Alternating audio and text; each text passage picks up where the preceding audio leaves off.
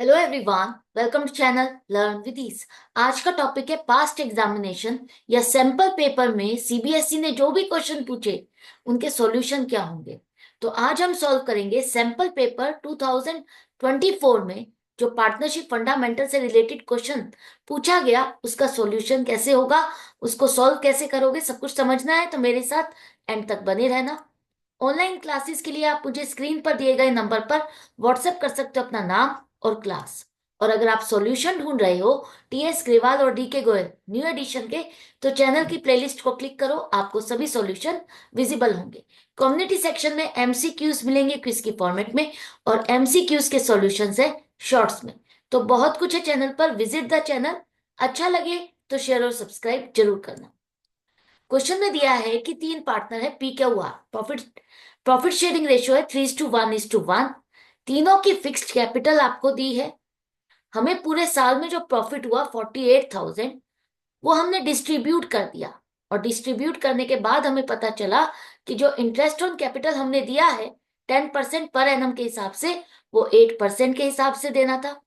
Salary आपको Q को देनी थी जो कि आपने पी को दे दी। तो ये जो सारी मिस्टेक्स की है इसको आपको रेक्टिफाई करना है एक ही जर्नल एंट्री से। तो कैसे करोगे? सबसे पहले हम देख लेते हैं कि जो पार्टनर्स को हमने दिया है, हमने प्रॉफिट जो डिस्ट्रीब्यूट किया वो तो रॉन्ग डिस्ट्रीब्यूशन हुआ। अगर हम उसको वापस लेते हैं, वो जो गलती हमने की है अगर हम उसको रिवर्स करते हैं, पीछे जाकर के बुक्स में कटिंग नहीं करनी, हम अभी सोच रहे हैं अगर हम इसको रिवर्स करेंगे तो कहाँ का इम्पैक्ट आएगा। 48,000 रुपीज का प्रॉफिट आपने डिस्ट्रीब्यूट किया। तो ये 48,000 आपने क्या किया होंगे, आपने तीनों की प्रॉफिट शेयरिंग रेशियो के हिसाब से डिस्ट्रीब्यूट किया। तो ये 28,800 पी के अकाउंट में क्रेडिट किया, क्यू के अकाउंट में इतना और आर के अकाउंट में इतना। तीनों के अकाउंट में आपने ये पैसा क्रेडिट किया था। अब अगर हम इससे वापस लेंगे तो तीनों के अकाउंट आप क्या करोगे, डेबिट करोगे कि हमने ये प्रॉफिट रॉन्ग डिस्ट्रीब्यूट किया, वापस आ गया, रिवर्स कर दिया आपने इसको। अब ये तो था प्रॉफिट जो आपके पास वापस आ गया, फर्म के पास 48,000। इसके बाद जो इंटरेस्ट ऑन कैपिटल आपने 10% पर एनम के हिसाब से दिया, वो आपने क्या किया था, पार्टनर्स के अकाउंट में क्रेडिट ही किया था। पहले चेक करो कितना कितना दिया था, और अगर हम उसको रिवर्स करेंगे तो क्या होगा, डेबिट करेंगे। तो पी को 40,000 की कैपिटल है उसकी, तो उस पर 10% आपने दिया, कितना बनेगा, 4,000। और क्यू की कैपिटल 32,000 है, उसका 10% 3,200। और आर की कैपिटल है 24,000, जिसका 10% बनेगा 2,400। ये हमने इनको इंटरेस्ट ऑन कैपिटल दिया था रॉन्ग रेट ऑफ इंटरेस्ट से, तो ये हमने वापस ले लिया। जो जो गलती की है हम उसको रिवर्स कर रहे हैं। तो ये प्रॉफिट भी वापस आ गया, प्रॉफिट का ही तो एक पार्ट आपने डिस्ट्रीब्यूट किया था इंटरेस्ट ऑन कैपिटल के नाम पर, तो ये भी फर्म के पास वापस आ गया। आपने जो सैलरी 12,000 है वो पी को दी है, ये तो गलत है, क्यू को देनी थी। चलो इसको भी रिवर्स कर देते हैं। अब अगर आपने पी को दी थी तो इसके अकाउंट को आपने क्रेडिट किया था, अब हम इसको रिवर्स करेंगे तो क्या हो जाएगा, डेबिट हो जाएगा। तो पी को जो आपने सैलरी दी उसके अकाउंट में आपने इसको डेबिट किया, और ये 12,000 का प्रॉफिट भी हमारा वापस आ गया। तो टोटल प्रॉफिट जितना भी था फर्म के पास वापस आ गया। अब हम इसका करेक्ट डिस्ट्रीब्यूशन करेंगे। तो करेक्ट डिस्ट्रीब्यूशन के अकॉर्डिंग पहले आप दोगे interest on capital. Interest on capital आपको 8% के हिसाब से देना है। तो 8% के हिसाब से पी का कितना बनेगा, 40,000 पर 8%, 3,200। अब आप इंटरेस्ट ऑन कैपिटल इनको दोगे तो इनके अकाउंट क्रेडिट होंगे।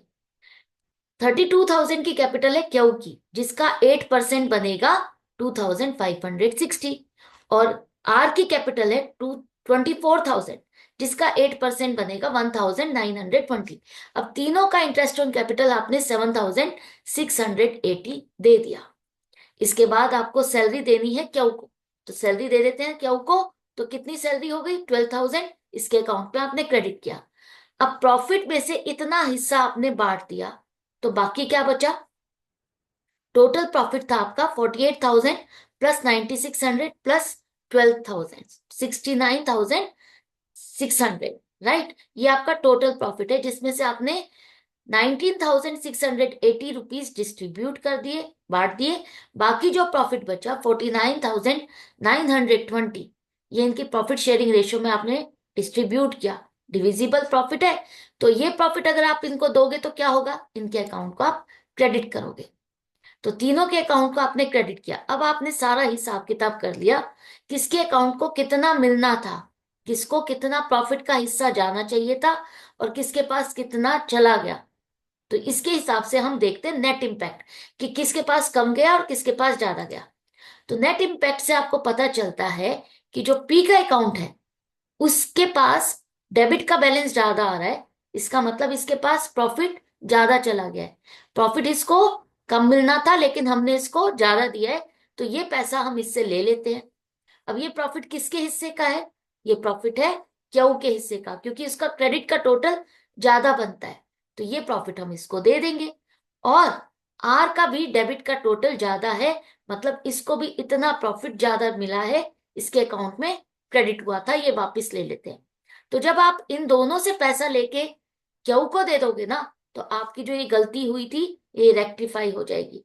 विदाउट डिस्टर्बिंग ओल्ड बुक्स, आपको प्रीवियस ईयर की बुक्स को कटिंग करे बिना करेक्शन करनी थी। वो हम कब करेंगे, 1 अप्रैल को, अगले साल की 1 अप्रैल को करेंगे, जब आपका फाइनेंशियल ईयर नया शुरू होगा, उस टाइम आप लिखोगे। तो 31 मार्च 2022 का आपका फाइनेंशियल ईयर क्लोज हुआ लास्ट, और आपका नया शुरू होगा 1 अप्रैल से। तो 1 अप्रैल को आपकी एंट्री डलेगी। एक बात याद रखना, फिक्स्ड कैपिटल लिखा है तो आपको करंट अकाउंट में ये एंट्रीज करनी है। तो पीस करंट अकाउंट डेबिट करोगे 11,648, आर्स करंट अकाउंट डेबिट करोगे 96। इन दोनों से पैसा लेकर के हम ये क्यू को दे देंगे। तो ये था क्वेश्चन, अच्छा क्वेश्चन था। आई होप आपको अच्छे से समझ में आ गया, रिवीजन भी हो रहा है, कॉन्सेप्ट भी क्लियर होते जा रहे हैं। तो इसी तरह से कनेक्टेड रहो, सीखते रहो, समझते रहो। मिलते हैं नेक्स्ट वीडियो में नेक्स्ट क्वेश्चन के साथ। Good bye and take care.